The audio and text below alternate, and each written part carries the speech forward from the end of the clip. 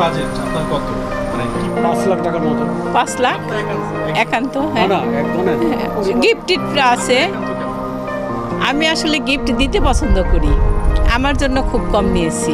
20টা seller kameez তো নিয়েছি এই পর্যন্ত। আমাদের কোনো বাজেটের কোনো লিমিট নেই, আনলিমিটেড বলে দিয়েছে বাসা থেকেই। এটা আসলে এটা কেনাকাটার উপরে আমার ওয়াইফের যদি আবার 4 লাখ 5 লাখ টাকার স্বর্ণ কিনা লাগে ওই হিসাব, আর বাচ্চাদের যা যা প্রয়োজন তা কিনতেছে, আর সেই জন্য আমি কিনে দিতেছি সামর্থ্য অনুযায়ী। না নাই কোনোটাই, যতটুকু কিনতে পারে ততটুকু আমি আছি আর কি। বাজেটের কোনো শেষ নেই। কম করে নিতে পারি তাইলে আর কি, কিন্তু এখন থেকে বাজারে যে কাপড় চোপড়ের দাম, আমগুলোর মধ্যবিত্তের মানুষের কেনাই বড় টান।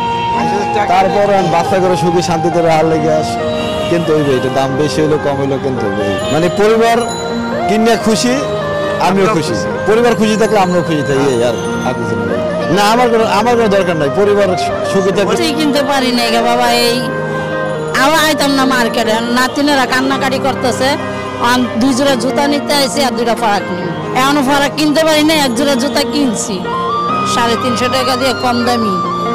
কি করবো, 2000 টাকা 2500 টাকা আনছি, এটা দিয়ে যা নিতে পারি। লঙ্গি কিনছি, জামা কিনছি বাবুর লিগা, আর লিগা জামা কাপড় কিনি।